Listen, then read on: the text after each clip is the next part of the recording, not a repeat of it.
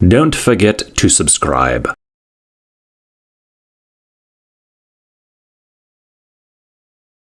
மகிமையின் வாசல் சபை வழங்கும் மகிமையின் நேரம். தேவ வசனத்தின் ஆவிக்குரிய கருத்தாளமிக்க தேவனுடைய வார்த்தையை கேட்டு கர்த்தருக்குள் வளருங்கள், ஆசீர்வதிக்கப்படுங்கள். இச்செய்தினை உங்களுக்கு வழங்குபவர் மகிமையின் வாசல் சபையினுடைய போதகர் பாஸ்டர் சங்கர் அவர்கள். கர்த்தர் தாமே உங்களை ஆசீர்வதிப்பாராக. செய்தியின் தலைப்பு நித்திய ஜீவன். நித்திய ஜீவன். ஆதாம் முதல் மனிதன், தேவனால் சிருஷ்டிக்கப்பட்டவன். அவனுக்கு முன்பாக வைத்திருந்த தேவனுடைய கட்டளையை மீறினபடினாலே, அவனுடைய மீறுதலினாலே பாவம் உலகத்துக்குள் பிரவேசித்தது. பாவத்தை தொடர்ந்து மரணம் உள்ளே வந்தது. மரணத்தை தொடர்ந்து பாதாளம் வந்தது. பாதாளத்தை தொடர்ந்து இரண்டாம் மரணம் வந்தது. நன்றாக கவனிங்க. ஆதாம் மீறுதலுக்கு உட்பட்டபடினாலே பாவம் இந்த உலகத்துக்குள் பிரவேசித்தது. பாவத்தை தொடர்ந்து மரணம் வந்தது. மரணத்தை தொடர்ந்து பாதாளம் வந்தது. பாதாளத்தை தொடர்ந்து இரண்டாம் மரணம் வந்தது. அப்போ இந்த உலகத்தில் எது ஆளுகை செய்யுது அப்படின்னு கேட்டிங்கன்னா, மரணம் நித்தியமாய் ஆண்டு கொண்டிருக்கிறது. மரணம் செய்து நித்தியமாக ஆளுது. இந்த உலகத்தில் இருக்க எல்லா மனிதர்கள் மேலும், தாயின் வயிற்றில் பிறந்த எல்லா மனிதர்கள் மேலும் மரணம் ஆளுகை செய்கிறது. மரணம்ன்றது உங்கள் சரீரத்திலிருந்து ஆவியும் ஆத்துமாவும் பிரிவது மாத்திரமல்ல, அது இரண்டாம் மரணத்தையும் சந்திக்க வேண்டும். அப்போது இந்த மரணத்தை பூமியில் ஜெயித்தது மனுஷனாகிய இயேசு கிறிஸ்து ஒருவர் மாத்திரம்தான் என்ன செஞ்சார்? மரணத்தை ஜெயித்தார். அப்போ ஒரு மனிதனும் ஜெயிக்கலையா? இல்லை. ஒரு மனிதனாலும் உலகத்தில் நீங்கள் எதை வேணாலும் ஜெயிக்கலாம், உலகத்தையே நீங்கள் ஆதாயப்படுத்தலாம். ஆனால் மரணத்தை ஜெயிக்க முடியாது. வேதம் ஜீவனை, தன் ஆவியை விடாதிருக்க மனுஷனுக்கு தன் ஆவியின் மேல் அதிகாரம் இல்லை. சாக போகிற நாள் நான் சாக மாட்டேன்னு சொல்லி உங்கள் மரணத்தின் நாளின் மேல் உங்களுக்கு அதிகாரம் இருக்கானா? உங்கள் மரணத்தின் நாள் மேல் என்ன கிடையாது? அதிகாரம். நீங்கள் எதில் மேலே அதிகாரம் செலுத்தலாம். நீங்கள் இந்த உலகத்தில் எவ்வளவு அத்தாரிட்டி இருக்கலாம், ஆனால் மரண நாளில் என் ஜீவனை நான் விட மாட்டேன், நான் சாக மாட்டேன் அப்படின்னு சொல்லக்கூடிய மனிதன் ஒருவனு கூட இல்லை. மரண நாளிலே தன் ஆவியை விடாதிருக்க தன் ஆவியின் மேல் அவனுக்கு அதிகாரம் இல்லை. சொல்லுங்கள், என் ஆவியின் மேலே எனக்கு அதிகாரம் இல்லை. வீட்டுக்குள்ளே நிறைய அதிகாரம் செலுத்துறீங்க, பிள்ளைகள் மேலே அதிகாரம் செலுத்துறீங்க, சூழ்நிலைகள் மேலே அதிகாரம் செலுத்துறீங்க. உங்கள் ஆவி மேலே நான் ஆவியை விடவே மாட்டேன், சாகவே மாட்டேன்னு சொல்லி அதிகாரத்தை செலுத்த முடியுமானா? செலுத்த அதான் மனுஷனுடைய நிலைமை. அப்போ மனுஷனுடைய ஜீவன் எப்படிப்பட்டது? உங்களுடைய ஜீவன் எப்படிப்பட்டது? யாக்கோபு எழுதின நிருபம், யாக்கோபு எழுதின முதல் அதிகாரம், பரிசுத்த வேதாகமத்தை பாருங்கள். இந்த வேதாகமம் உங்களுடைய எல்லா விதமான பிரச்சனைகளுக்கு பதிலாக இருக்கிறது. பரிசுத்த வேதாகம் தேவனுடைய வார்த்தை.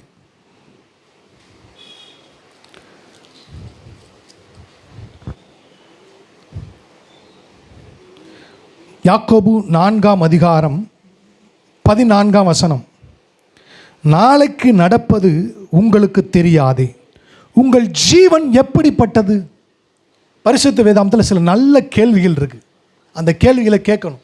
அதில் ஒரு கேள்வி என்னன்னா, என்னுடைய ஜீவன் எப்படிப்பட்டது என்ற கேள்வி. அதாங்க சொல்லுவோம், உங்கள் ஜீவன் எப்படிப்பட்டது? உங்கள் ஜீவன் அப்படின்னு ஒரு கேள்வி கேட்குறாரு. நான் கேட்குறேன் இந்த காலையில், உங்கள் ஜீவன் எப்படிப்பட்டது? அடுத்த வருஷம் சொல்ல தொடர்ந்து வாசிக்க பாருங்க.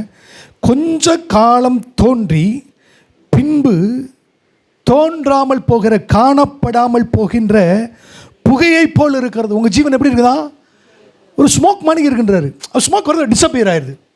அதான் உங்கள் ஜீவன்றார். இந்த புகையை போன்று தோன்றுகிற ஜீவன் வச்சுக்கிட்டு மனுஷன் செய்கிற காரியங்களும் அக்கிரமங்களும் மிகுதி. அப்படியே சொல்லப்படுங்க பாருங்க, புகையை போல இருக்கின்றார். ஒரு ஸ்மோக் போல. ஒரு அடுப்பை பற்ற வைக்கிறீங்க, இப்போ ஸ்மோக் இல்லாத அடுப்பு இருக்குது, விறகு அடுப்பு புகை வந்து அப்படி டிஸப்பியர் ஆயிரும். அது மாதிரி தானே உன் ஜீவன் இருக்கின்றார். இப்படிப்பட்ட உலகத்திற்குள் ஒரு ஞானியாகிய ஒரு வாலிபன் இருந்தான். அந்த வாலிபன் என்ன செய்யறான்? தேவன்கிட்ட நீங்கள் சில நல்ல கேள்விகளை கேட்கலாம். எல்லா கேள்விகளுக்கும் தேவன் வேத வசனத்தின் மூலம் பதில் தருவா. உங்கள் வாழ்க்கையில் என்ன கேள்வி இருந்தாலும் சரி, வாட் எவர் இட் இஸ், ரொம்ப உலகத்தில் இல்லாத ஒரு கேள்வி கேட்டால் கூட இயேசு பதில் வச்சிருப்பார். ஏனென்றால் அவர் பதிலாக இருக்கிறார். ஆமென். உங்கள் வாழ்க்கையின் சிக்கலான எல்லா பிரச்சனைகளுக்கும் கேள்விக்கான பதில் இயேசுவுக்குள் இருக்கிறது. ஒரு வாலிபன் தான் பாருங்கள், நான் வேதத்தில் சில நல்ல கேள்விகள் இருக்கு. நான் ஒரு கேள்வி சொன்னேன், நம்முடைய ஜீவன் எப்படிப்பட்டது.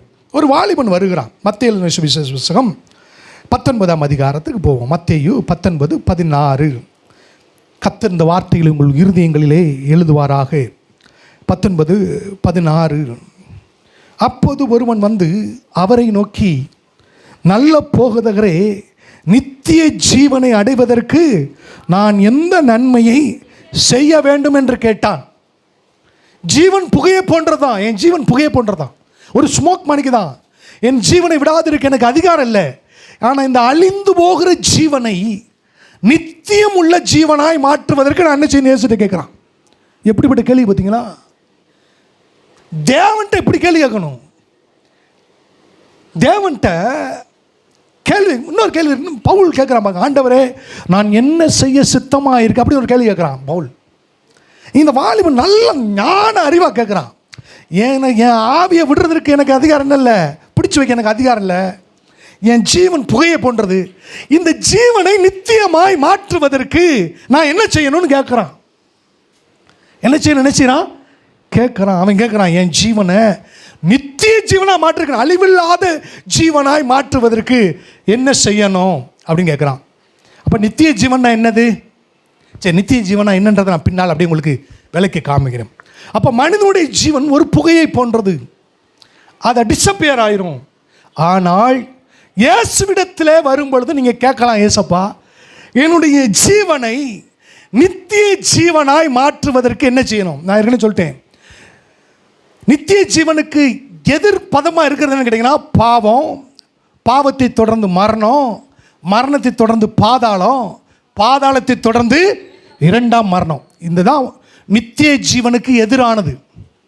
ஒரு மனுஷனுக்குள் நித்திய ஜீவன் இல்லை என்றால் பாவம் அவனை ஆளுகை செய்யும். பாவத்தின் கீழே சாபம் இருக்கும். பாவத்தின் விளைவாய் மரணம் வரும். மரணத்தின் விளைவாய் பாதாளத்துக்கு போவான்.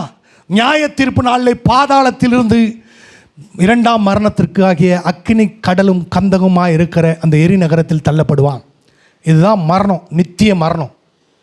அந்த மரணத்தில் இருக்கிற ஒரு மனிதன் இயேசுவிடத்தில் வந்து, நான் இதுக்குள்ளே நான் போக விரும்பல ஆண்டவரே, பாவமும், பாவத்தை தொடர்ந்து மரணமும், மரணத்தை தொடர்ந்து பாதாளமும், பாதாளத்தை தொடர்ந்து இரண்டாம் மரணத்துக்குள் போக விடவில்லை, எனக்கு நித்திய ஜீவனை அடைய நான் என்ன செய்ய வேண்டும் என்று கேட்டால் நான் சொல்கிறேன், உலகத்திலே அவன் தான் ஆசீர்வதிக்கப்பட்ட மனுஷன். அல்லேலூயா, ஆமென். அப்போ நித்திய ஜீவனை அடைந்த மனிதன் தான், அல்லது அடைவதற்காக இயேசுவிடத்தில் கேள்வி கேட்குற மனுஷன் இருக்கான் பாருங்க, அவன் தான் பிளஸ்ஸடு. ஆமென். இந்த உலகத்தில் நிறைய மனிதர்கள் இருக்காங்க. இந்த உலகத்தில் எல்லாரும் இருக்காங்க பாருங்கள். பெரிய பெரிய ஜாம்பவான்கள், ஐஸ்வர்யவான்கள் இருக்காங்க, மிடில் கிளாஸ் இருக்காங்க, ஏழைகள் இருக்காங்க, எல்லாரும் இருக்காங்க. எல்லா மக்களும் இருந்தாலும் மரண நாளில் மரணத்தை நான் ஜெயிப்பேன் யாரை சொல்ல முடியுமானா? இல்லவே இல்லை, சொல்ல முடியாது. ஆனால் இயேசுவிடத்தில் வந்தால் உங்கள் வாழ்க்கையே வேறுன்னு நான் சொல்கிறேன். அல்லேலூயா, ஆமென். உங்கள் வாழ்க்கையே வேறு. இவன் வந்துட்டான், இயேசுகிட்ட வர்றான், வந்துட்டு கேட்குறான், நித்திய ஜீவனை அடைய நான் என்ன செய்ய வேண்டும் கேட்குறான். கேட்டதை பதிலோடு விட்டுட்டான் என் வாழ்க்கையை. கேட்டான், ஆனால் நித்திய ஜீவனை இந்த வாலிபன் பெற்றுக்கொள்ள பின்னாடி போயிட்டு பாருங்க, அவன் போயிட்டான். நான் ஐஸ்வர்யவான் ஏழைன்னு சொல்ல வரல, அந்த ஆத்மா போயிடுச்சு. நித்திய ஜீவனை நான் என்ன பெறணும் என்ன செய்யணும் கேட்டுட்டு தன் லைஃப்பை விட்டுட்டான். நித்திய ஜீவனை பெற்றுக்கொள்ளல. நித்திய ஜீவனை பெறும்படி ஒரு காரியத்தையும் இவன் செய்யவில்லை. அப்போ இவன் இப்படியே வளர்ந்து போகிறான். வேறு வேறு சம்பவங்கள்லாம் நான் ஒன்றா விளக்கி சொல்கிறேன். இவன் தான் அவன் நான் வேதத்தில் சொல்ல வரல. வேறு வேறு சம்பவங்களை இணைத்து ஒரு கதையை போல் சொல்லுகிறேன் நீங்கள் புரிந்து கொள்ளுகிறதற்காக. இவன் வளர்ந்துட்டான், நல்ல கேள்வி கேட்டான், வளர்ந்துட்டான், பெரிய ஆளாயிட்டான். இவன் தொழில் பண்ணுறான், பிஸ்னஸ் பண்ணுறான், செழிக்குது, ஐஸ்வர்யா இருக்குது, எல்லாமே இருக்குது. எல்லாம் ஆகிட்டு இருக்கும்போது பாருங்கள் என்ன ஆகுதுன்னு கேட்டிங்கன்னா, மத்தேயு லூக்கா எழுதின சுவிசேஷ புத்தகம் பெரிய ஆளாயிட்டான், நிறைய நிலச்சுவந்தார் ஆகிட்டான், நிறைய நிலம் வச்சிருக்கிறான். நான் மறுபடியும் சொல்கிறேன், ஏழை பணக்காரன்ற வித்தியாசமே கிடையாது. மரணத்திற்கு எல்லாரையும் ஆளுகை செய்யும். இவன் உடைய நிலம் நன்றாய் விளைந்தது. பார்க்க மற்ற லூக்கா எழுதின சுவிசேஷ புத்தகம் 16ஆம் அதிகாரம், லூக்கா 16. இந்த வாலிபன் தான் இந்த நிலச்சுவந்தார்னு சொல்ல வரல. ஆனால் உங்களுடைய ஒரு புரிந்து கொள்கிறதற்காக ஒரு கதையை போல உங்களுக்கு சொல்லுகிறேன். இந்த வாலிபன் என்ன செஞ்சுட்டா, நிறைய ஐஸ்வர்யத்தை செஞ்சுக்கிட்டே இருக்கிறான், நிறைய நிலங்களை வாங்குகிறான். நிலங்களை வாங்குற தப்புனா கிடையாது, வாங்குகிறான். வாங்கிட்டு இருக்கும்போதுங்க லூக்கா எழுதின சுவிசேஷம் 16ஆம் அதிகாரத்துக்கு வாங்க. 16ஆம் அதிகாரம் 19லேருந்து 31ஆம் வசனம் வரைக்கும் ஒரு சம்பவம் நடக்குது. 16ஆம் அதிகாரம் பாருங்கள். ஐஸ்வர்யம் உள்ள ஒரு மனுஷன் இருந்தான். ஐஸ்வர்யவனாக இருக்க, ஏழையாக இருக்கலாம், ஹூசோஎவர், யார் வேணாலும் இருக்கலாம், சரியா இருந்தான். அவன் ரத்தாம்பரமும் விலையேறப்பட்ட வஸ்திரமும் தரித்து அனுதினமும் நல்லா வாழ்ந்து கொண்டிருந்தான். இந்த வாலிபன் தான் அந்த வாலிபன் வச்சுக்கோங்களேன்.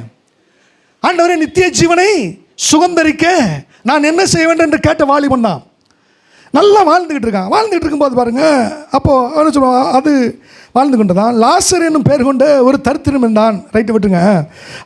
அவன் பருக்கள் நிறைந்தவனாய் அவன் ஐஸ்வர்யமாண்டில் லாசர் வாசல் அருகே கிடந்து அவனுடைய மேஜையிலிருந்து விழுந்து துணிக்கைகளை தன் பசியை ஆற்ற ஆசையாக இருந்தான். நாய்கள் வந்து அவன் பருக்களை நக்கிற்று. பின்பு அந்த தரித்திரன் மரித்தான். Right, okay. ஆபிரகாமுடைய அந்த 22ஆம் பின்பகுதி பக்கம் ஐஸ்வர்யவானும் மரித்து அடக்கம் பண்ணப்பட்டான். ஐஸ்வர்யவான் செத்துட்டான். யாரு? நித்திய ஜீவனை சுகந்தரிக்க என்ன செய்ய வேண்டும் என்று கேட்ட இது ஐஸ்வர்யா மரிச்சிட்டான். எப்படி மரிச்சா? மரணத்தில் ஒவ்வொருத்தருக்கு ஒரு மரணம் இருக்கு இல்லையா? ஒவ்வொருத்தருக்கு ஒரு மரணம் இருக்குல்ல. ஒவ்வொருத்தரும் மரணம் ஒவ்வொரு மணிக்கு சாவு ஒன்று தான் மரணம் ஒன்று. ஒருத்தர் வியாதி வந்து சாகுறாங்க, ஒரு விபத்தில் சாகுறாங்க, ஒரு சில என்ன செய்கிறாங்க, பல வழிகளை வே ஆஃப் டெத்தில் போய் என்ன செய்கிறாங்க, மறிக்கிறாங்க. இவன் மரணம் பாருங்கள், இந்த ஐஸ்வர்யமா சற்று வித்தியாசமானது. எப்படி வித்தியாசமானது நான் சொல்கிறேன் பாருங்கள். ரொம்ப பெக்குலியராக இருக்குது அவனுடைய மரணம், ரொம்ப பெக்குலியராக இருக்குது. என்ன நடக்குது பாருங்கள். லூக்கா எழுதின சுவிசேஷம் 12ஆம் அதிகாரத்துக்கு வருவோம். அதாவது நித்திய ஜீவனை சுகந்தரிக்க நான் என்ன செய்யணும் கேட்டேன். அந்த ஐஸ்வர்யவான் நல்லா வாழ்ந்துக்கிட்டு இருக்கான். வாழ்ந்துக்கிட்டு இருப்பான், வாழ்க்கையில் மரணம் வருது. எப்படி அவன் வாழ்க்கையில் மரணம் வந்துச்சு அப்படி லூக்கா 12ஆம் அதிகாரத்தில் சொல்லப்பட்டிருப்பான். லூக்கா 12ஆம் அதிகாரத்தில் இங்கே பாருங்கள், கவனிங்க. இது வந்து ஒரு கதை கிடையாது. நான் கதை போல் சொன்னால் கதை கிடையாது. வேதத்தில் இருக்க எதுவும் கதை கிடையாது. எல்லாமே சத்தியம், உண்மைக்கு மேலானது. உண்மை மாறும், உண்மை பொய்யாகும், பொய் உண்மையாகும், சத்தியம் மாறாது. நான் சொல்கிறது சத்தியம். 12ஆம் அதிகாரம் லூக்கா 12 16லிருந்து 21ஆம் வசனத்து வரைக்கும் வாசிப்போம். 16ஆம் அதிகாரம் லூக்கா 12 16ஆம் வசனத்தில் நான் வாசிக்கிறேன் பாருங்கள். அல்லாஹ்வும் ஒரு ஊமையை அவர்களுக்கு சொன்னார். ஐஸ்வர்யம் உள்ள ஒருடைய நிலம் நன்றாய், இந்த ஐஸ்வர்யம் தான் அவன் நல்லா விளைஞ்சிச்சான், நல்லா விளைஞ்சிருச்சு, விளைஞ்சுங்க. அப்பொழுது அவன் இவன் கேட்ட கேள்வி, நித்திய ஜீவனை சுதந்திரிக்க நான் நினைச்சேன். அப்போது அவன், நான் என்ன செய்வேன், என் தானியங்களை சேர்த்து வைக்கிறதற்கு இடம் இல்லையே. அவ்வளோ விளைச்சல் அந்த வருஷம் விளைச்சிருக்கான் பாருங்க. எப்பயும் 50 ஒரு ஏக்கருக்கு 50 மூடு விளையிற இடத்துல அந்த வருஷம் அவனுக்கு 200 மூடை விளைஞ்சிருச்சு. யாருக்கு? இந்த ஐஸ்வர்யவானுக்கு விளைஞ்சிச்சு பாருங்க. அவன் என்ன செய்யறான், எல்லாம் சேர்த்து வைக்கிற இடம் இல்லைன்றான். அவ்வளோ விளைச்சல் இருந்துச்சு அவனுக்கு. அப்புறம் பாருங்க, அப்பொழுது அவன், நான் என்ன செய்வேன், என் தானியங்களை சேர்த்து வைக்கிறதுக்கு இடமில்லையே, நான் ஒன்று செய்வேன், என் களஞ்சியங்களை இடித்து, ஏற்கனவே பெரிய களஞ்சியம் இருக்குது, அதை இடிச்சிட்டு பெரிதாக எக்ஸ்பாண்ட் பண்ணுறான், பெரிதாய் கட்டி எனக்கு விளைந்த தானியத்தை என் பொருட்களையும் அங்கே சேர்த்து வைத்து, பின்பு அவன் பேசுவான் தனக்குள்ளே, ஆத்துமாவே, தனியாக உட்காந்து பேசிட்டான், ஆத்துமாவே, அநேக வருஷங்களுக்கு அநேகம் பொருட்கள் சேர்த்து வைக்கப்பட்டிருக்கிறது, நீ இளைப்பாரி புசித்து குடித்து பூரிப்பாய் இரு என்று என் ஆத்துமாவோடு சொல்லுவேன் என்று தனக்குள்ளே பேசிக்கொண்டான். தனக்குள்ளே பேசுகிறான். ஆத்துமா கவலைப்படாத, எவ்வளோ பொருள் இருக்குது, எவ்வளோ சேர்த்து வச்சுருக்கேன் பாரு, எல்லாம் இருக்குது, நீ சந்தோஷமாக இருந்து தனக்குள்ளே பேசிகிட்டு இருக்கும்போது அவன் உள்ளே பேசிக்கணும் தேவன் இடைப்படுகிறார். இதான் ரொம்ப முக்கியமான விஷயம் பாருங்கள். இது கதை இல்லை. தேவன் பேசுகிறான்னு சொன்னால் அது கதை கிடையாது. பாருங்கள், தேவன் அவனை நோக்கி அவர் சொல்ல மதிகேடனேன்றாரு.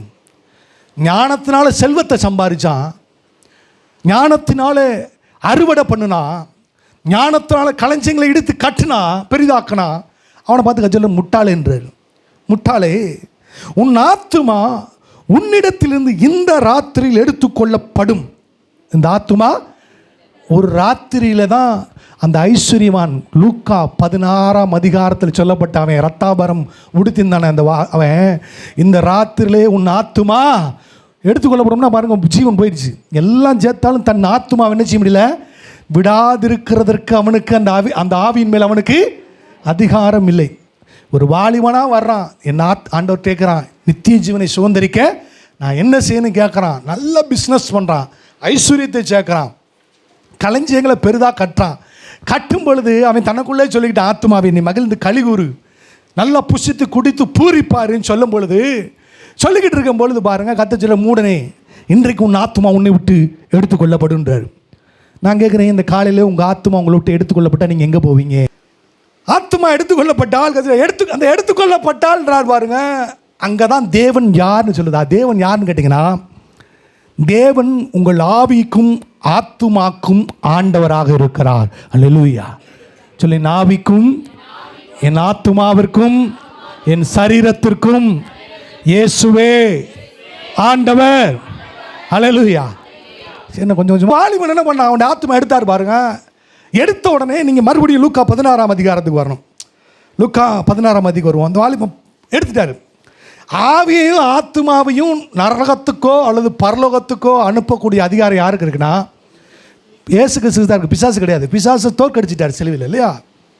மரணம், பாவம், அப்புறம் என்ன சொன்னேன், அப்புறம்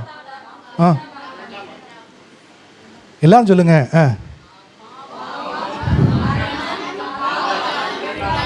சாபம், இது 5 ஏசப்பா சிலுவையில் ஜெயிச்சிட்டாரு. ஹல்லேலூயா, ஆமென். ரைட். இப்போ நம்ம ஆவியும் ஆத்துமாவையும் நரகத்துக்கோ பாதாளத்துக்கோ அழுப்பக்கூடிய வல்லமை படைத்தவர் ஆண்டவர் ஆகிய இயேசு கிறிஸ்து. வேதத்தில் வெளிப்படுத்த விஷயம் சொல்கிறாரு, மரணத்திற்கும் பாதாளத்திற்கும் திறவுகோலை உடையவர். ஹல்லேலூயா. அவர் தான் அவர் கையில் வச்சிருக்கிறார். சரியா? மரணம், பாவம், மரணம், பாதாளம், 2ஆம் மரணம், சாபம், இது எல்லாத்தையும் இயேசப்பா சிலுவையில் ஜெயிச்சிட்டாங்க. சரியா? ரைட். இப்போ 16ஆம் அதிகாரத்துக்கு வருவோம். உன் ஆத்துமாவை எடுத்துக்கொள்ளப்படும் எடுத்த உடனே எங்கே கொண்டு போய் போடுறாரு? அவனுக்கு என்ன பண்ணுறாரு? கீழே நீங்கள் வாசி பார்த்தீங்கன்னா, பாதாளத்தில் 23ஆம் வசனம் பாருங்கள். 16 லூக்கா 16:23. பாதாளத்தின் அவன் வேதனைப்படுகிற பொழுது தன் கண்களை மறிச்ச உடனே எங்கே போயிட்டான்? இவன் தான் கேட்டாங்க, நித்திய ஜீவனை அடைவதற்கு நான் என்ன செய்யணும் கேட்டுவிட்டு நரகம் போயிட்டான். நீங்கள்லாம் வசனம் கேட்குறீங்க, எங்கே போவீங்க? அவன் கேட்டம்மா நீங்கள் நரகத்துக்கு போயிடாங்க. ஆண்டவரே, நித்திய ஜீவனை சுதந்திரிக்க என்ன செய்ய வேண்டும்? கேட்டுட்டு விட்டுட்டான் ஜீவனை. கேட்டையாடா, முட்டாத்தனமாக விட்டுட்டியாடா, எங்கடா போயிருக்கான்னு. அவன் எங்கே இருக்கான்? பாதாளத்தில். எங்கே இருக்கான்? பாதாளத்தில். பாதாளன்றது என்னன்னு கேட்டிங்கன்னா, இந்த மரணமும் பாவமும் மரணமும் மரணத்துக்கு அதிகாரிக பிசாசுனுடைய வீடு தான் பாதாளம். தேவனுடைய வீடு பரலோகம், பிசாசுடைய வீடு. ஆமாம், ரைட், ஓகே. அப்போ இப்போ பாதாளத்திலே அவன் வேதனைப்படுகிற போது தன் கண்களை ஏறெடுத்து, பாதாளம் வேதனை உள்ளதடு, வேதனை உள்ள இடம். அதை நீங்கள் விளக்கி சொல்ல முடியாது, டிஸ்கிரைப் பண்ண முடியாது. என்ன செய்ய, அதை விளக்கி ஒரு வார்த்தையில் சொல்லணும்னா அது மிகுந்த வேதனை உள்ள இடம். ஏசு அப்படி தான் சொல்கிறார். சரிங்களா? இந்த லூக்கா 16ஆம் அதிகாரத்தில் நரகத்தை பற்றி எக்ஸ்பிளைன் பண்ணக்கூடிய வல்லமை உடையவர் யாருன்னா இயேசு கிறிஸ்து தான். அவரே சொல்கிறார், அது மிகுந்த வேதனை உள்ள இடம் இருக்குமா இருக்குன்றாரு. அங்கே அக்கினி கந்தகம் உள்ள இடம்னு சொல்கிறாரு. அங்கே அழுகையும் பற்கடிப்பும் உள்ள இடம்னு சொல்கிறாரு. அங்கே தாகம் தீர்க்கப்படாத ஒரு இடம்னு சொல்கிறாரு. நித்தியமாக அங்கே இருக்குன்னு சொல்கிறார். சரி, இப்போது இந்த காரியம் எப்படி இருக்கட்டும், இது தான் ஒரு நேசிக்கிறது, ஒரு நித்திய ஜீவனை இழந்து போன ஒரு வாலிபனுடைய நிலைமை அதாகத்தான் இருக்கிறது. அப்போ இயேசு கிறிஸ்து இருக்கார் இல்லையா, இயேசு கிறிஸ்து என்ன செய்கிறாரு? இந்த மரணம் நான் சொல்லிட்டேன், இந்த மரணம் இப்படி தான் வேலை செய்யுது இந்த உலகம். இப்போ வரைக்கும் சொன்னேன் இல்லையா, அது இப்படி தான் வேலை செய்யுது. அதாவது இந்த ஐஸ்வர்யவான் இருக்கா பாருங்க, அப்படி தான் இந்த உலகம் வேலை செஞ்சுட்டே இருக்குது. சரியா? அவன் மரித்தான், அவன் ஆத்மா எடுத்து கொள்ளப்பட்டது, அவன் பாதாளத்துக்கு போயிட்டான். இந்த பாவத்தை தொடர்ந்து மரணமும், மரணத்தின் மூலமாய் பாதாளமும், இரண்டாம் மரணமும் நிறைந்த இந்த உலகத்துக்குள்ள இந்த மனு குலத்தை மீட்டெடுக்கும்படி கர்த்தராகி இயேசு கிறிஸ்து மனு அவதாரத்தில் இந்த பூமிக்குள்ளே வர்றார். சரியா? அவர் வரும்போது எப்படி வர்றாரு அதான் நம்ம பார்க்க போகிறோம். இப்போ நான் முதல் சொன்ன காரியம் உலகம் அப்படி தான் இருக்குது. உலகத்துக்குள்ளே எல்லோரும் அப்படி இருக்காங்க. யாராக இருந்தாச்சு, ஐஸ்வர்யவான மிடில் கிளாஸோ ஏழையோ, அவன் மேலே பாவம் இருக்கும், மரணம் இருக்கும். மரணத்தை தொடர்ந்து பாதாளத்துக்கு போவான், பாதாளத்துலேருந்து இரண்டாம் மரணத்தில் போவான். இந்த மனு குலத்தை நம்முடைய செய்தியின் தலைப்பு நித்திய ஜீவன். நீங்கள் எப்படி மரணத்தை சுதந்திரிக்கன்னு சொல்ல அவசியமே இல்லை. உங்களை சும்மா விட்டாலே போதும், நீங்கள் மரணத்துக்குள்ள போய் பாதாளம் போயிடுவீங்க. ஆனால் நீங்கள் எப்படி நித்திய ஜீவனை சுதந்திரிக்க வேண்டும் என்பதை சொல்லணும், அதான் அவசியம். சரிங்களா? நல்லா கவனிங்க. நீங்கள் சும்மா விட்டாலே போதும், உங்களை ஒன்றுமே சொல்ல வேண்டாம். நீங்கள் விசா புசிக்கலாம், குடிக்கலாம், செத்த உடனே பாவம் மரணத்தை கொண்டு வந்து மரணம் உங்களை பாதாளத்துக்கு கொண்டு போகும், பாதாளத்துலேருந்து இரண்டாம் மரத்துக்கு போயிடுவீங்க. ஆனால் உங்களை நித்திய ஜீவனுக்குள்ளே கொண்டு போகணும்னு சொன்னால் நம்ம என்ன படிக்கணும்னா, ஏசப்பா எப்படி நித்திய ஜீவனை நமக்கு தருகிறான்னு படிக்கணும். அதான் ரொம்ப முக்கியமான விஷயம். பாருங்கள், யோவானில் சுவிசேஷ புஸ்தகம் போவோம். யோவானில் சுவிசேஷ புஸ்தகத்தில் இப்போ உலகமே தேவன் எப்படிப்பட்டவர்னு ஒரு கேள்வியோடு இருக்குது. அப்படி கேள்வி கேட்குறீங்களா? தேவன் எப்படிப்பட்டவர்னு ஒரு கேள்வி இருக்குல்ல. அப்போ நான் சில நல்ல கேள்விகள் இருக்குன்னு சொன்னேன் இல்லையா, தேவன் எப்படிப்பட்டவர் அப்படின்னு பாருங்கள். வாங்கி சொல்ல பாருங்கள். யோவான் 1:1 யோவானில் சுவிசேஷ புஸ்தகம் 1ஆம் அதிகாரம் 1 வசனத்தில் ஆதியிலே வார்த்தை இருந்துன்னு படிக்கணும். ஆதியில் இருந்துச்சு ஒரு வார்த்தை. சரிங்களா? ஒரே ஒரு வார்த்தை. நான் சொன்னேன், இந்த பரிசுத்த வேதாகமம் பரிசுத்த வேத எழுத்துக்களால் ஆனது. என்னது? பரிசுத்த வேத எழுத்துக்கள். அப்போது ஒரு வார்த்தை இருந்திருக்குது பாருங்க. அது சொல்ல பாருங்க, ஆதியில் நினச்சா எதுவுமே இல்லை, ஒரு வார்த்தை மட்டும் இருந்திருக்கு. அந்த வார்த்தை தான் தேவன் அப்படின்னு சொல்ல பாருங்க. ஆதியிலே வார்த்தை இருந்தது, அந்த வார்த்தை தேவனிடத்தில் இருந்தது, அந்த வார்த்தை ரைட். மறுபடியும் சொல்லுமா? அந்த வசனத்தை வாசிக்கலாம், சேர்ந்து வாசிக்கலாம், சத்தமாக வாசிக்கலாம். போதும். என்ன இருந்துச்சு? எவ்வளோ வெளிச்சம் பாருங்க. எப்படி இந்த உலகம் உண்டாச்சு? இந்த உலகம் உண்டான யார் இருந்தார்? இயேசு இருந்தார். அவர் எப்படி இருந்தார்? வார்த்தையாக இருந்தார். இப்போ நீங்கள் கேட்குறீங்களா வார்த்தைகள், இந்த வார்த்தை மூலமாக இயேசு உங்கள் இருதயத்திலே வாழ விரும்புகிறார். ஆமென். தேவன் உங்களுக்கு எப்படி வருவார்? வார்த்தை மூலமாக வருவார், ஜீவ வார்த்தை மூலமாக. Right, okay. ஆதியில் என்ன இருந்துச்சு? என்ன இருந்துச்சு ஆதியில்? வானம் பூமினா இல்லை, வார்த்தை இருந்தது. வாசிப்போம். அந்த வார்த்தை தேவனாக இருந்தது. அப்போ வார்த்தையும் தேவனோ ஒன்று. இப்போ ஒரு கேள்வி, அந்த வார்த்தை எப்படிப்பட்டதாக இருந்தது? தேவனாக இருந்துச்சு. அந்த வார்த்தை இருந்துச்சு, தேவனாக இருந்துச்சு. சரி, நீங்கள்லாம் கொஞ்சம் மறுபடியும் வாசிப்போம். ஆதியிலே வார்த்தை இருந்தது. வாசிங்க.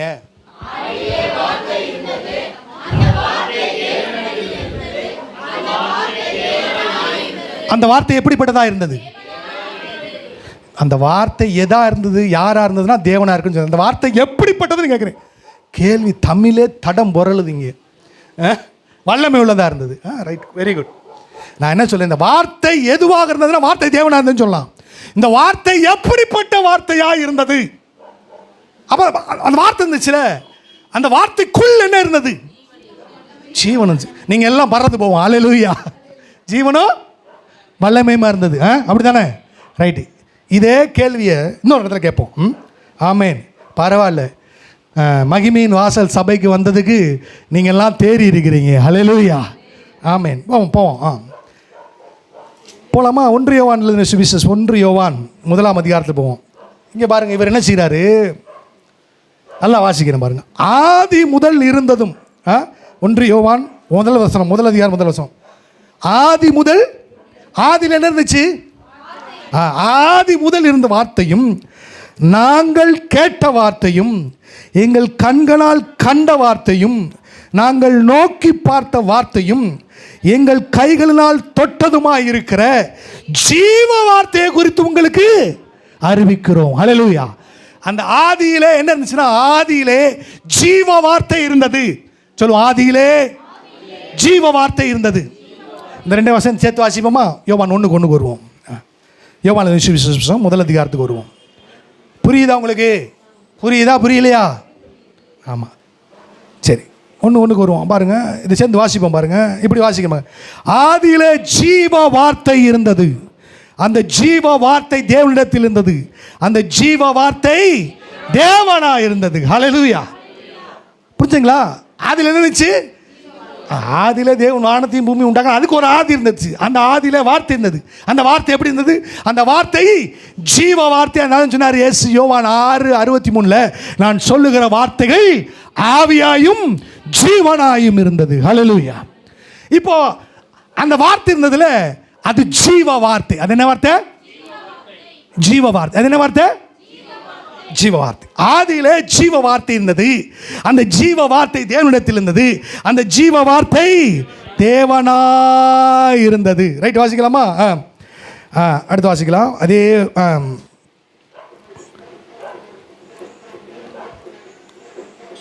ரைட், அப்படி தொடர்ந்து நம்ம வாசிப்போம். அவர் ஆதியிலே தேவன் இருந்தார், சகலமும் அவர் மூலமாய் உண்டாயிற்று, உண்டானதொன்றும் அவராலே அல்லாமல் உண்டாகவில்லை, அவருக்குள் ஜீவன் இருந்தது, அந்த ஜீவன் மனுஷருக்கு ஒளியாய் இருந்தது.